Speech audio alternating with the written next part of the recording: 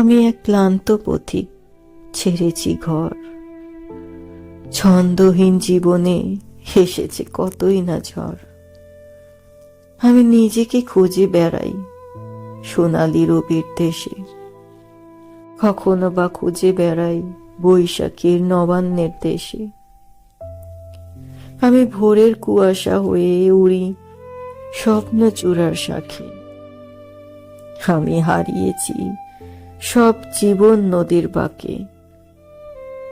আজ আমি বড়ই ক্লান্ত, কেবলই ছুটে চলেছি সিন্ধু তীর থেকে মরু প্রান্ত। আমি কালের সাক্ষী শত বেদনার। আমি পথ হারা পথিক, নীরব এক হাহাকার। আমি হারাতে এসেছি, হারতে নয় জগতে। নবীন আসলে তবে আলো ফুটবে প্রভাতে। আমি ছুটে চলেছি বিরামহীন গন্তব্য।